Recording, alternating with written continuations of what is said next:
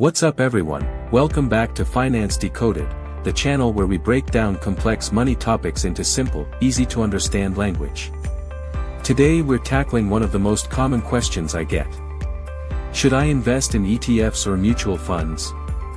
If you've ever been confused by these two, don't worry, by the end of this video, you'll know exactly what they are, how they're different, and which one might be better for you. Let's get into it. Okay, let's start with mutual funds. Imagine you and 1,000 other people each put $100 into a big pot. Now you hire a professional fund manager to take that pot of money and invest it smartly, in stocks, bonds, or other assets. That's basically a mutual fund. A fund manager actively picks which stocks to buy and sell, trying to beat the market.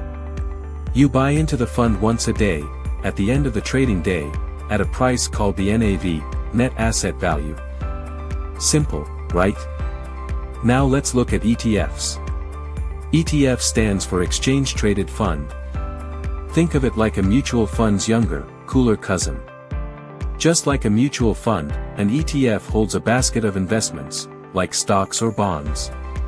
But here's the key difference, an ETF trades on the stock market, just like Apple or Tesla stock. You can buy and sell at any time during the day, at live market prices. Most ETFs are also passively managed, meaning they just follow an index, like the S&P 500, instead of having a manager trying to beat the market. So, same idea, different rules. Now let's do a quick side-by-side comparison, the stuff that actually matters for your wallet. 1. Cost money back. ETFs are usually cheaper. They have lower expense ratios, sometimes as low as 0.03% per year. Mutual funds, especially actively managed ones, can charge 0.5% to 1.5% or even more. Over 20 to 30 years. That difference in fees is huge. 2. Trading flexibility chart increasing. ETFs, you can buy and sell anytime the market is open. Mutual funds, you buy and sell only once per day, after market close. For most long-term investors, this doesn't matter. But it's good to know. 3. Minimum investment dollar banknote. Many mutual funds require a minimum investment, sometimes $500, $1,000, or more. ETFs. You can start with the price of just one share, sometimes as low as $10 or $20.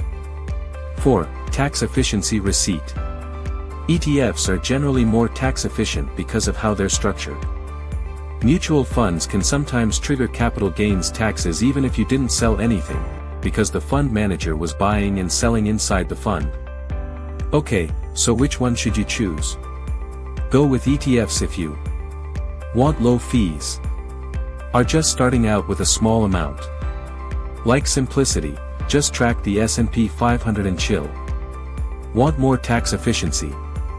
Go with mutual funds if you want automatic investing, like auto-deducting from your paycheck. Are okay paying slightly higher fees for active management. Invest through a 401k, most 401ks offer mutual funds, not ETFs. Here's my honest take. For most beginner investors, a low-cost index ETF like VOO or VTI is a fantastic place to start. Simple, cheap, and historically very effective. And that's it. ETFs versus mutual funds, decoded. To summarize. ETFs, lower cost, flexible, great for beginners. Mutual funds, more hands-off, better for certain retirement accounts. If this video helped you, smash that like button, and subscribe to Finance Decoded. We drop new videos every week breaking down your money questions. Comment below, are you Team ETF or Team Mutual Fund? I'd love to know. Before we wrap up, a quick but important note. Everything you hear on Finance Decoded is for educational and informational purposes only. We are not licensed financial advisors, investment advisors, or tax professionals. Nothing in this video should be taken as personalized financial advice. Investing involves real risk, including the possible loss of money. Past performance of any fund or investment does not guarantee future results. ETFs, mutual funds, and all other investments can go up or down in value. Before making any investment decisions, please consult with a qualified financial advisor who understands your personal situation, goals, and risk tolerance. Do your own research. Make informed decisions. We're here to educate, the final call is always yours. Stay smart, stay informed, and we'll see you in the next video.